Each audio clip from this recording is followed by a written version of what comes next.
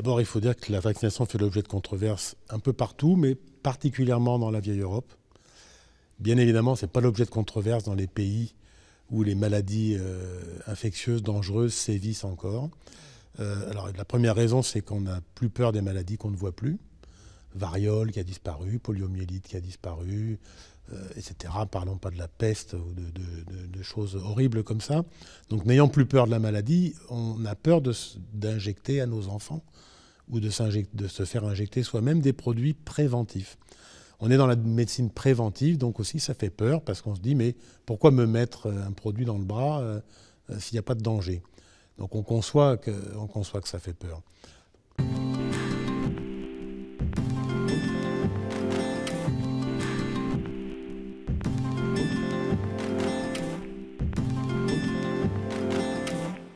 Donc ce sont des vaccins inactivés qui contiennent des adjuvants, diphtérie, tétanos, coqueluche, des choses comme ça.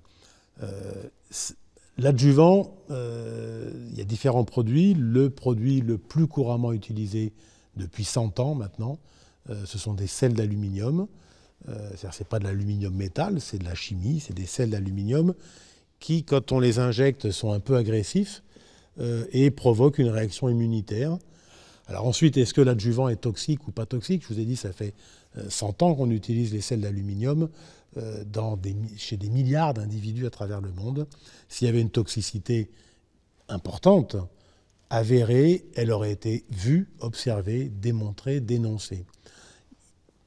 Aujourd'hui, aucune démonstration épidémiologique, c'est-à-dire en termes de nombre d'individus ayant été vaccinés comparé au nombre d'individus ayant développé un effet secondaire adverse contre l'adjuvant, aucune de ces études réalisées sur des millions d'individus n'ont pu montrer une association valable, statistiquement fiable de ces effets secondaires.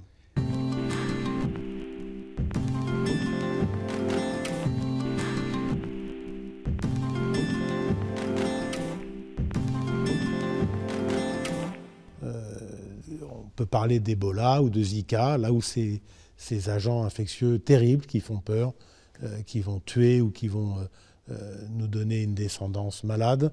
Là, on rêve d'un vaccin. Dans les pays où le sida sévit, on rêve d'un vaccin. En Afrique, où il y a du palu tous les jours, on rêve d'un vaccin. Et ces vaccins n'existent pas. Et chez nous, on est protégé de maladies traditionnelles. On a peur des vaccins. Et on sait très bien que si on lève la garde, et on a eu des exemples avec la rougeole, si on lève la garde, si on tombe en dessous 90% de taux de couverture vaccinale dans la population, l'épidémie reflambe. Le seul agent qui a été éradiqué de la planète aujourd'hui pour l'homme, c'est la variole. Toutes les autres maladies infectieuses existent toujours. Donc si on vaccine moins d'individus contre la rougeole, parce qu'on dit que ça ne sert plus à rien la rougeole, ben la rougeole repart et inévitablement la rougeole tue.